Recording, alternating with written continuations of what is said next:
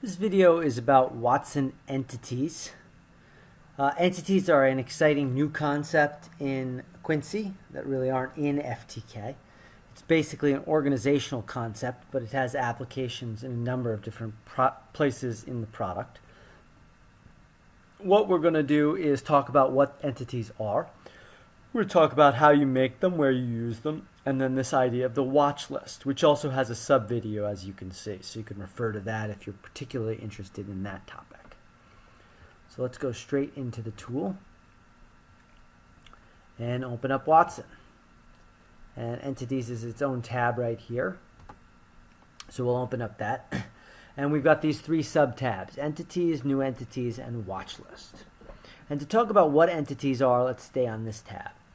Entities, as I said before, are effectively an organizational concept.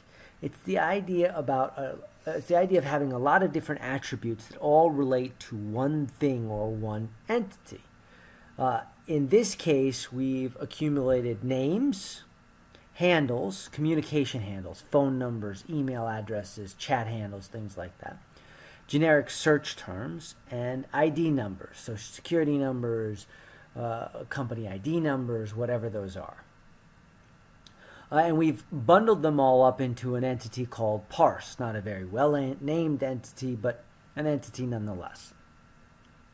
But we could also have one called Tim. Let's say it's easiest to understand this concept if we center it around a name. Tim, in this case, me. Some names that might go along with me would be Lee Healy. Sean is my middle name.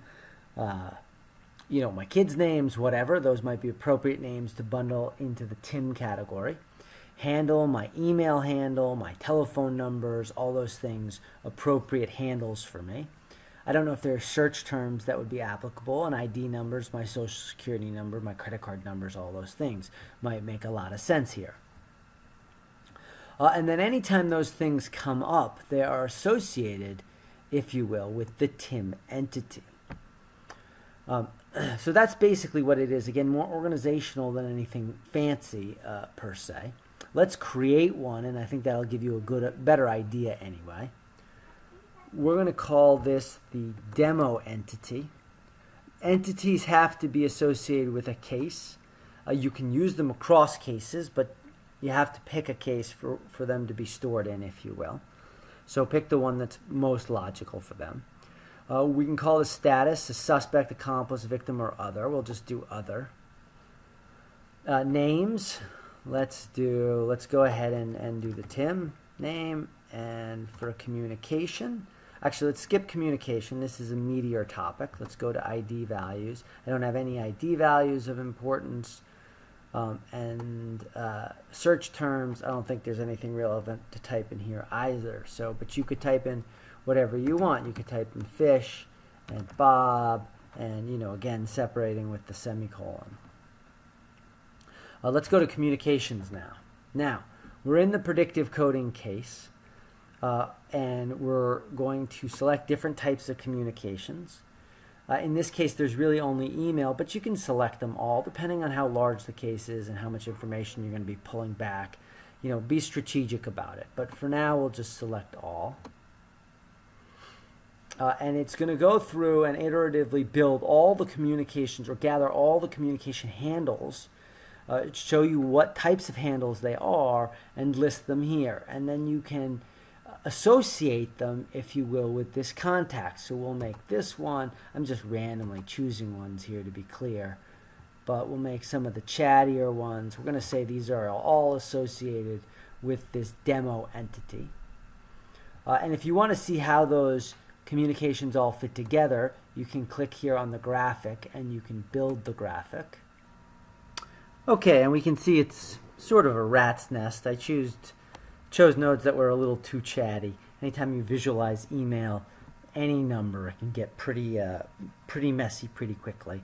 But the point here was really just to find the email handles that we liked, and that associate them, if you will, with this entity that we're going to make right now. So let's go ahead and save this entity, and it gets an entity demo ID, excuse me. And let's go make sure it's saved properly, and there it is, and there's our name and our handles, and we're sort of all set. Now that we've got this organizational concept, in this case called the demo, how do we use it? So let me show you how you do that. Let's log into this case. And let's make sure we have all the information we need.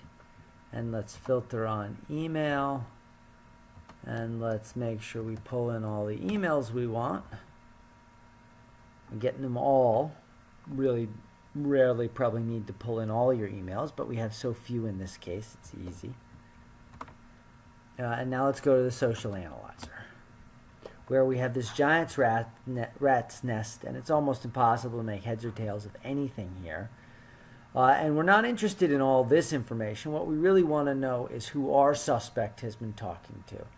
And so we go ahead and click this cluster button, and it brings together all the emails that were associated with our entity, and it aggregates them up. And if you think, well, Tim, this is still really, pretty hectic. Okay, fair enough.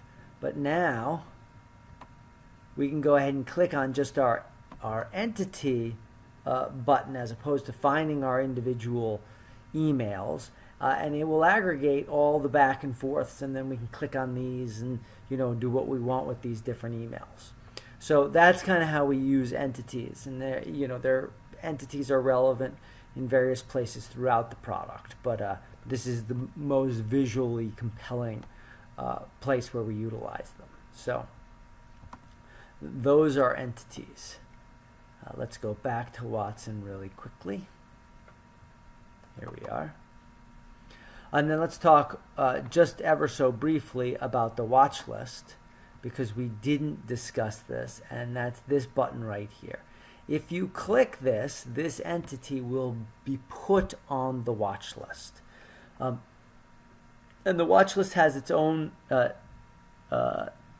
video, so I won't spend a heck of a lot of time on it, but just briefly say what it will do is it will say, hey, I really care about this entity. And anytime you create a case or add new evidence to a case, I want to be flagged if this entity is in that case. And that's exactly what will happen over here on the watch list, where you can see we've only really had the parse entity and whether there are new hits and case IDs and all this stuff. And again, I'm not going to spend any time describing this because there's a video on it. So go refer to that video. But what I really wanted to show you was that button. That's where you click it if you want it on the watch list, and you go ahead and click save, and your new entity will be on the watch list. So hopefully that is helpful, and thank you very much for your time.